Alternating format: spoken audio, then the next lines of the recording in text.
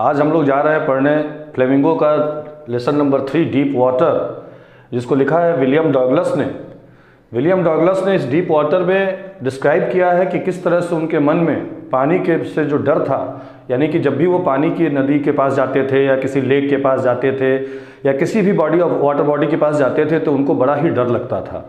और उस बात को उन्होंने डिस्क्राइब किया है इस चैप्टर में। और ये चैप्टर जो लिया गया है बेटा, उनकी एक बुक है of man and mountain. So students, you please listen it very carefully. William Douglas is having a biography, autobiography, which is written as the name of Man and Mountain. From this very autobiography, this part has been taken. So this is the part of only that book which he had written as an autobiography. और उस part से ये लिया गया है, उस book से ये पार्ट लिया गया है डीप वाटर, जिसमें राइटर ने डिस्क्राइब किया है कि किस तरह से उनका पानी के प्रति डर था, पानी से जो डर जाते थे, फिर कैसे उन्होंने उस डर को अपने काबू में किया और finally he was able to overcome his fear of water and he was not only able to swim but also he was able to enjoy all sort of water games whatever he wanted to be. So अगर हम start करें इस chapter को, तो इसमें सबसे जो इस चैप्टर की अगर हम थीम देखें कि इस चैप्टर का थीम क्या है, या आप कह सकते हो कि at the end of the lesson इसका मोरल क्या निकल के आ रहा है, तो इस लेसन का थीम ये आ रहा है निकल करके, चिल्ड्रन कि no fear is bigger than our courage, कि हमारे जीवन में कोई भी डर ऐसा नहीं है जो हमारे साहस से बड़ा है। कहने का मतलब ये है राइटर का कि if we are courageous enough to face the fear, any fear which has taken place in our mind and heart, we can be able to overcome that fear of water. So let's start a very interesting chapter written by William Douglas with a title of deep water here, though it has been taken from the lesson his book of Men and Mountain. So starting the lines, if you see the starting lines of deep water, you find that William Douglas has narrated about himself. So this story relates, it is mentioned time on place and place that it is I. So I stand for the narrator or for the writer here. So William Douglas has told us here that when he became 10 to 12 years old, कि जब वो 10-12 साल के हुए थे तो उनके मन में आया कि he wanted to learn swimming.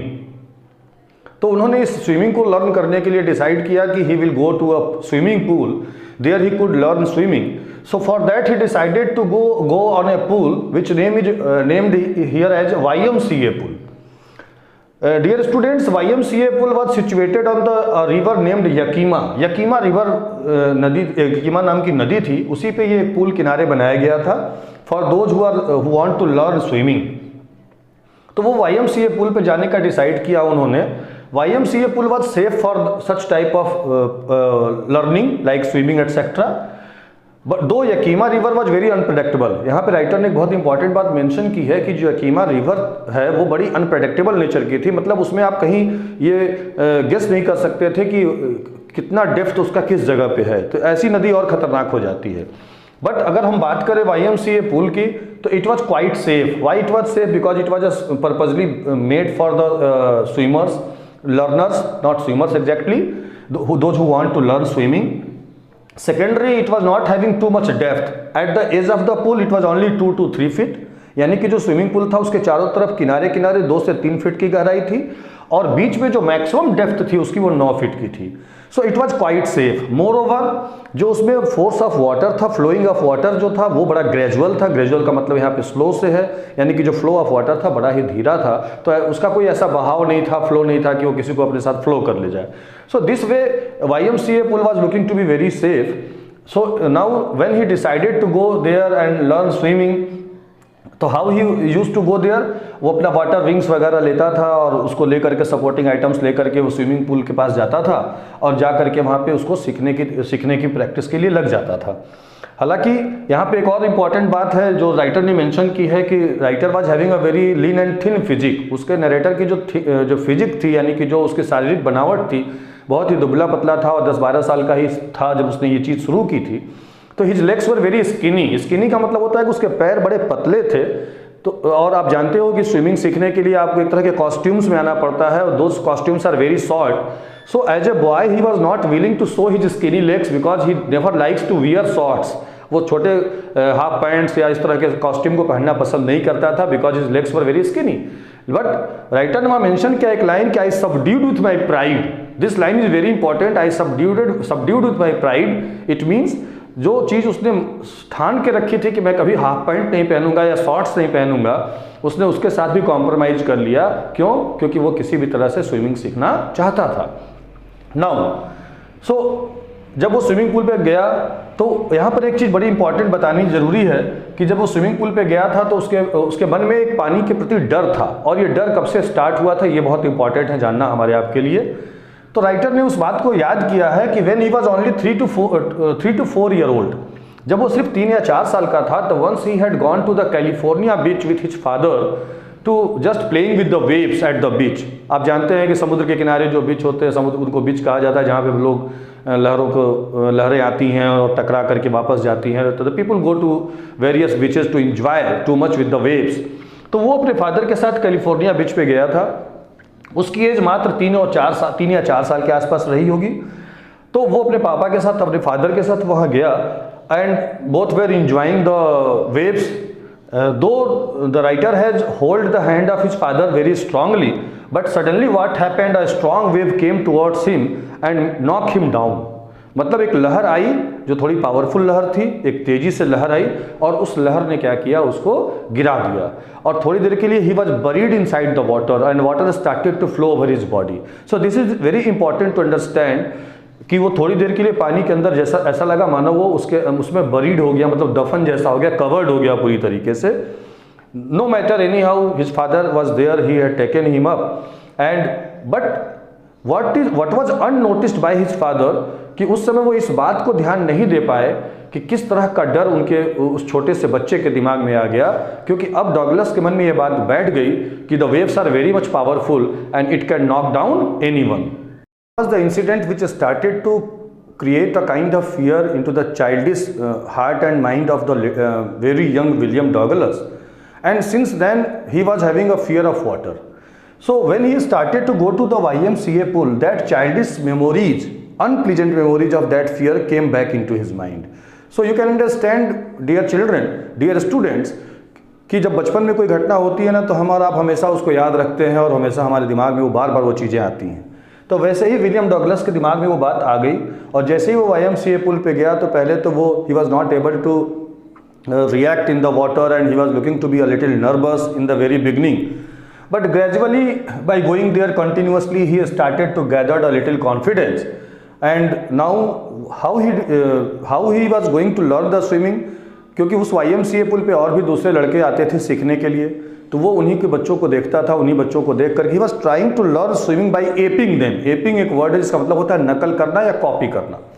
तो वो उनको एप करता था, उनका देखा देखी कर करके हाथ पैर चलाता था। शुरू में तो उसको वो डर वापस आ गया, इससे उसको नर्वसनेस लगी और वो फिर घबरा गया, एम्बैरेसमेंट, थोड़ी नर्वसनेस की वजह से घबरा गया, पैनिक हो गया, little he was a little panic. But then what happened, gradually he started to gather confidence and he started to copy the other boys who comes there and who are also willing to learn swimming। तो वो जैसे वो सीखना चाह रहे थे।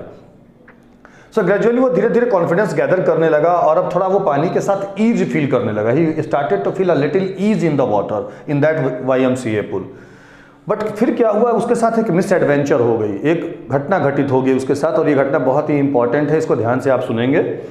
एक घटना उसके साथ घटित हुई YMCA पुल पे, और क्या हुआ कि एक दिन जब वो YMCA पुल पर गया, one day when he went there he found that there was nobody at all. उस पुल के पास कोई भी नहीं था। The water of the pool was looking to be as quite as nobody was there for since a long time that day. तो वो बहुत देखा उसने कि पानी भी शांत था और आसपास कोई दिखाई नहीं पड़ रहा था। तो उसने ये डिसाइड किया, विलियम डगलस ने डिसाइड किया, या उसने ये डिसाइड किया कि वो वेट करेगा कि और बच्चे आ जाएं और लड़के आ जाएं, तब उनके साथ वो स्विमिंग पूल में जाएगा, क्योंकि अभी भी all alone he was going feeling a little timid. एक वर्ड है टिमिड, TIMID, जिसका मतलब डर होता है। So he was getting a little timid to go all alone into the swimming pool. So he decided to wait for other boys to come. So he sat on the edge of the pool. वो pool के किनारे ही बैठ गया and started to wait. वो wait करने लगा। तभी क्या हुआ कि कुछ ही देर के बाद, ज़्यादा देर बीता भी नहीं था कि एक थोड़ा 18 साल के आसपास का लड़का वहाँ पे आया, who was having a very strong physique, and he came there and he just made a fun of him because I have told you that Douglas was having a very lean and thin physique.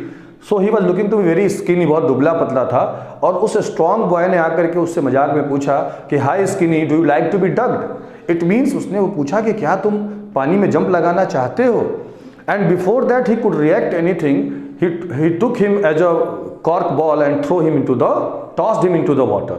उस swimming pool में उसने क्या किया, उसको उठा करके पानी में फेंक दिया, before he could say anything. Now in sitting mode he started to go inside the swimming pool. As I have told you कि वो IMCA पूल जो था उसकी मैक्सिमम डेप्थ 9 फीट की थी। वो सिटिंग मोड में ही पानी के अंदर जाने लगा। He was very much afraid, he was very much frightened now because till that day he was not able to swim. So वो सोचने लगा कि अब तो वो डूब जाएगा। So he was looking to be very much nervous, very much panic.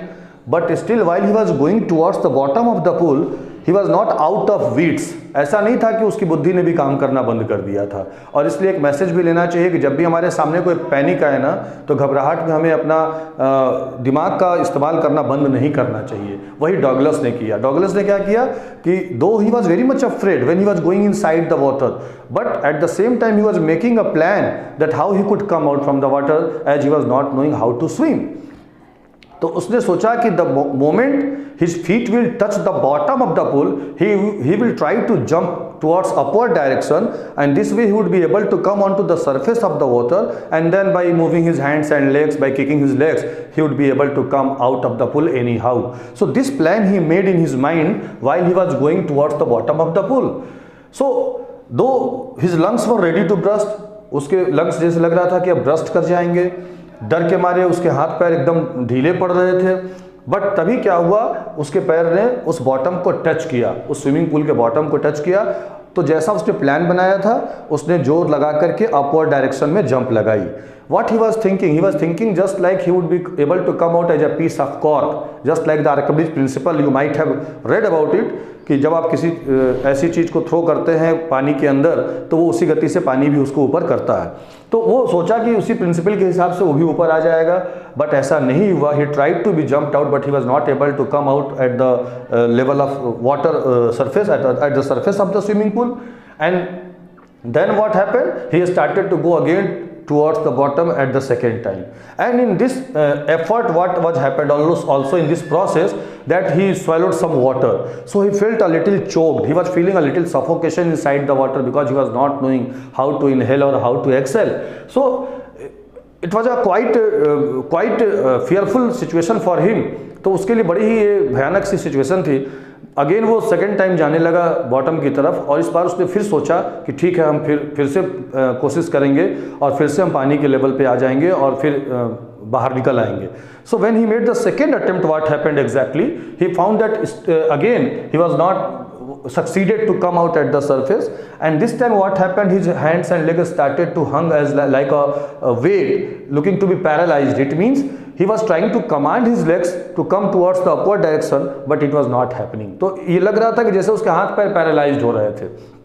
तो डर के इम्पैक्ट से वो हाथ पैर उसके सिर्फ एक वेट की तरह लटके हुए थे। He was shrieking under the water, but nobody came to help him. And what happened that when he was trying it, as I had told you, कि उसने जो है थोड़ा पानी, उसने he wanted to have some air to make himself a little breathe. तो for breathing के लिए, सांस लेने के, उसने हवा के लिए थोड़ी सांस खींची जब उसके half portion of the face came out from the swimming pool.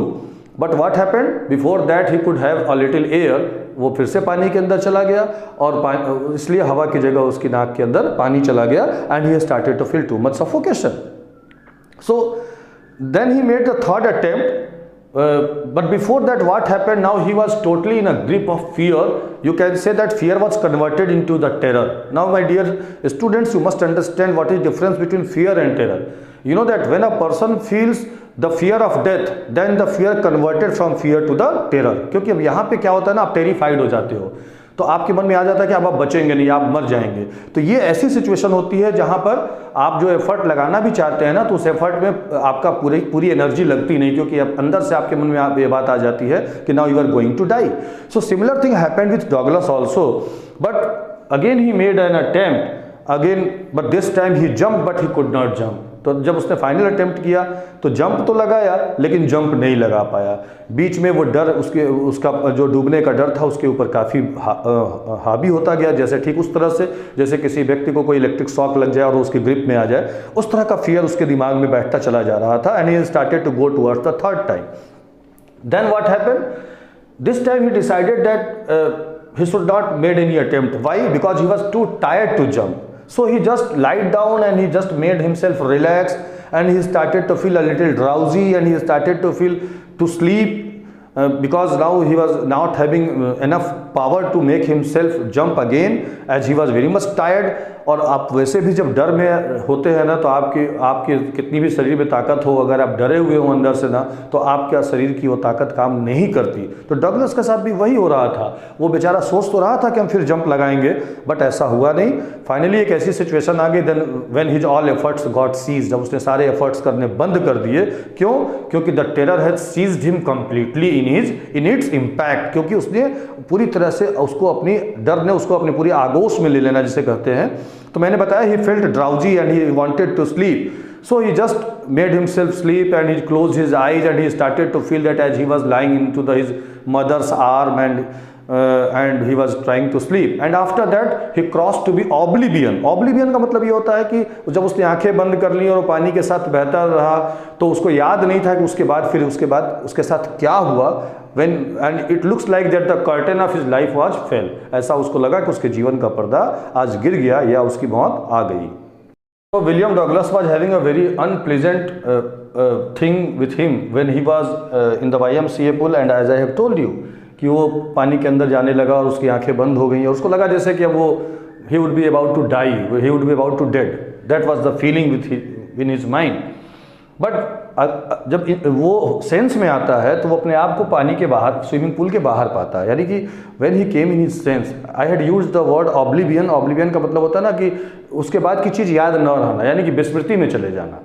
तो जाहिर सी बात थी वो पानी के अंदर आंख बंद कर लिया था, इसका मतलब वो अनकॉन्शियस हो गया था और उसको उसके बाद की कोई चीज़ याद नहीं थी। बट जब उसने अपने आप को सेंस में पाया तो उसने अपने आप को स्विमिंग पूल के बाहर पाया और उसी लड़के ने जिसने उसे फेंका था, the same boy had taken out from the swimming pool and he was just pressing his stomach because he had drunk too much of water and he was vomiting, तो वो vomit कर रहा था। So this way it was a very horrible experience happened with him in the YMCA pool। तो जो भी उसके मन में एक ड्रीम था कि हम स्विमिंग सीखेंगे और एक तैराक बनेंगे, उसके मन में वो सारी बातें ख़त्म हो गई। क्यों? क्योंकि that terrible fear again made his fear of his child time when he had felt that fear, and this incident had made the fear more cemented in his mind and heart, क्योंकि उसके दिमाग और दिल में पूरी तरह से वो डर अब बैठ गया। और आप देखें अगर तो राइटर ने मेंशन किया है इसको कि जब वो उसके बाद से when after several hours he came back to his home, that day he was not able to eat. डर के मारे वो न घर पे खाना खा पाया, न वो किसी से ठीक से बात कर रहा था। He went on his bed and lying down, even in his sleep he started to shout. वो डर के मारे कई बार नींद में उठ करके भी चिल्लाने में लगता था। सो आप कह सकते हो कि that haunting fear was totally establish in to his heart right now. अब उसके दिल में पूरी तरह से उस पानी को लेकर डर बैठ गया। और इसका परिणाम क्या हुआ, इसका इम्पैक्ट क्या हुआ कि then after he never went back to the pool. उसके बाद से उसने YMCA पूल पे कभी कदम नहीं रखा, वो वहाँ पे कभी लौट करके नहीं गया। क्यों नहीं गया?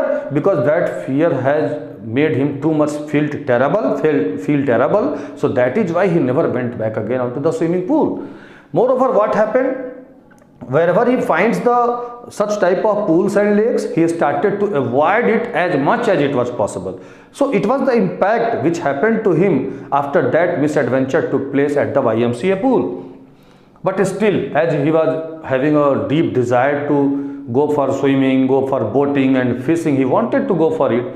सो ईयर्स रोल्ड बाई, साल गुजरते गए। बार बार वो अलग अलग नदियों के नाम सुनता था, कास्केड रिवर का नाम सुनता था, हैम्पशायर लेक का नाम सुनता था। तो उसके मन में भी आता था कि how nice it would be if you would be able to go and enjoy the fishing and swimming and boating etcetera. So he tried to change the place and he went into the various other lakes and rivers. But my dear students, you must know that change of place was not creating any change of his mind, because it is important in which status your mind is. क्योंकि उसको लग रहा था कि YMCA पुल पे हमको डर लग रहा है क्योंकि यहाँ पे हम डूबने से बचे थे, तो कहीं और जाएंगे तो शायद वो डर नहीं आएगा. बट हुआ क्या कि wherever he went that fear had followed him completely. तो जैसे ही वो कुछ सीखना चाहता था, his hand and legs not started to stopped working. It looks like paralyzed and finally he finds that कि अब वो शायद कभी स्विमिंग सीख ही नहीं पाएगा. तो उसको लगता था कि उस डर की वजह से वो कभी भी स्विमिंग के लिए नहीं जा पाएगा, कभी भी बोटिंग के लिए नहीं जा पाएगा, कैनाइंग फिशिंग के लिए नहीं जा पाएगा. And it almost has ruined all his dreams, whatever the dreams he was having for enjoying as a water sport. It looks like ये सब डिस्ट्रॉय हो जाएगा और वो कभी वहाँ पे जा नहीं पाएगा. तो जितना भी उसने प्रयास किया, दो ही ट्राइड टू मच, उसने बहुत प्रयास किया to overcome that fear of water, but what was happening, the much he was trying the more the fear was taking place into his mind and his legs started to paralyse and he was not able to move it. So finally in the month of October he decided to take the help of an instructor. So he went with her under the training, he went for the training, what I mean to say, by the help of an instructor, कि अब हम instructor की सहायता से swimming सीखेंगे. तो अब वो इंस्ट्रक्टर के पास गया और इंस्ट्रक्टर ने उसको स्टेप बाय स्टेप करके एक एक चीज़ बतानी शुरू की. सबसे पहले उसने उसके अराउंड द वेस्ट एक बेल्ट लगा दिया, बेल्ट के से उसने एक रोप अटैच कर दिया, एक रस्सी लगा दी, उस रस्सी का दूसरा एज अपने पकड़े रहे और रस्सी को लूज करते थे और फिर वो पानी में जाता था, फिर उसको खींच लेते थे. So this way by holding the rope he was just giving a confidence to that child Douglas कि that you are not going to be sink, आप उसमें डूबने नहीं जा रहे हैं, because I'm with you and I'm holding the other edge of the rope. तो it was use through a pulley, एक पुल्ली के थ्रू उस रस्सी को अटैच करके उसको पानी में. जैसे ही whenever he went inside the water, that panic, that nervousness, that fear comes back to him. So months passed and he after few months he was able to make his tension a little slack. कई महीने के बाद उसका पानी से जो डर था धीरे धीरे कम होना शुरू हुआ. उसके बाद इंस्ट्रक्टर ने उसको नेक्स्ट स्टेप सिखाया कि that how to inhale and how to exhale inside the water, कि पानी के अंदर हम जाएंगे तो सांस कैसे लेंगे और सांस कैसे छोड़ेंगे. वो हर चीज़ को प्रैक्टिस करता था. Practice 5 days in a week, एक सप्ताह में 5 दिन तक लगातार प्रैक्टिस करता था और एक एक स्टेप को 100 times रिपीट करता था. तो उसने उसको फिर नेक्स्ट सिखाया कि how to breathe inside the water, how to inhale and how to exhale. Later on फिर उसने उसके हाथ को होल्ड कर लिया और कहा कि you just go inside the water and kick your legs. तो वो हाथ को पकड़ करके instructor was sitting with at the edge of the pool.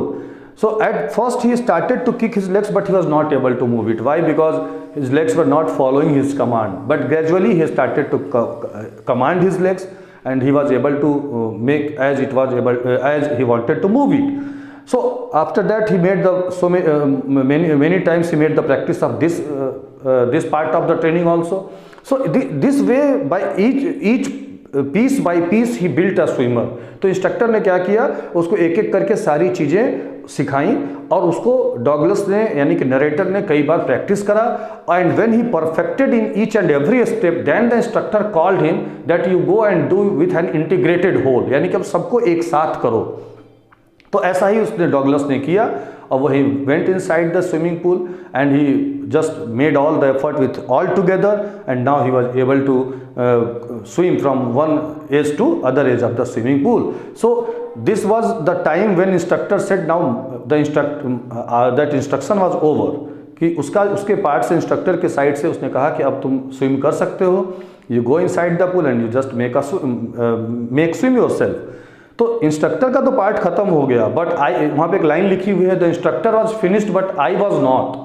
ये लाइन बड़ी इंपॉर्टेंट है डियर स्टूडेंट्स, इसको आप ध्यान से सुनिएगा कि instructor was finished but I was not. इसका मतलब क्या था कि इसका मतलब डॉगलस ये बताते हैं कि इंस्ट्रक्टर ने तो अपना सारा चीज़ हमको सिखा दिया और उनके सामने में एक बार स्विमिंग पूल में जा करके तैराकी करके आ भी गया, बट अभी मुझे अपने ऊपर वो कॉन्फिडेंस नहीं था कि I was really I have one that fear of water. So what he did, he made the practice for so many months till month of July. In the month of April, the instructor said कि my job is over. But after April till month of July, Douglas अलग अलग नदियों में जाने लगे, अलग अलग lakes में जाने लगे, स्विमिंग पूल में ही कई बार उन्होंने प्रैक्टिस करी, हर तरह की तैराकी, breast stroke, side stroke, back stroke, जितनी भी तरीके की तैराकी होती है, स्विमिंग होती है, हर तरह की उन्होंने तैराकी स्विमिंग की। And when he finally succeeded in all that, then he went to the one island to swim from one island to other island, but still he was having the residual doubts. तो आप इससे अंदाज़ा लगा सकते हैं कि इतनी practice के बाद, इतनी जगह तैराकी करने के बाद भी डगलस के मन में हमेशा डाउट था that whether he was able to do it or not. So to make himself totally confident that he had overcome his fear of water, finally वो ट्रिग आइलैंड पे गए और वहाँ से एक आइलैंड से दूसरे आइलैंड के बीच की जो वाटर बॉडी थी उसको उन्होंने एक किनारे से दूसरे किनारे पे गए, वहाँ पे जाके उन्होंने कैंप किया और next morning again he got ready and again he swam from one shore to another shore. In the mid of the lake somewhere he found a little fear, but now he faced all the fear with confidence because now he was confident enough on his ability. तो इस तरह से वो उस fear को अपने से दूर कर पाए और वो तैराकी करके वापस आ गए। तो जब फाइनली उन्होंने उस प्रोसेस को एक उन्होंने मेंशन किया है नेम डॉग कॉर्पोरन का, जो बहुत फेमस स्विमर थे। तो डॉग कॉर्पोरन की तरह जब वो एक पूल से दूसरे एक छोर से दूसरे छोर तक जब चले गए और वापस आ गए, then he cried with joy, तब वो बहुत प्रसन्नता से चिल्ला पड़े, चीख पड़े। क्यों? क्योंकि now he knew that he really overcome his fear of water. So इतनी मेहनत करने के बाद, इतना स्टेप लेने के बाद he was able to overcome that fear of water. और उसको बाद में बताते हैं कि that experience was having a deep meaning for him because this can be realized only by those who was having the similar type of fear and similarly they had overcome the fear. What I mean to say, what narrator mean to say, कि वो बताते हैं कि मेरे डर को वही feel कर सकता था, अनुभव कर सकता था जिसको ऐसा कभी खुद ने जिसने ऐसा फील किया हो और फिर उसी तरह से स्ट्रगल करके उसने उस फियर को ओवरकम किया हो। उन्होंने बताया कि रोजवेल्ट का एक स्टेटमेंट उन्होंने कोट किया है यहाँ पर कि all we need to fear itself, कि हमें डर से ही डरना चाहिए। इसका मतलब ये है माय डियर स्टूडेंट्स कि we never allow any fear to take place in our mind and heart, because as long as you allow it will become stronger and make you feel disabled and make you feel weak.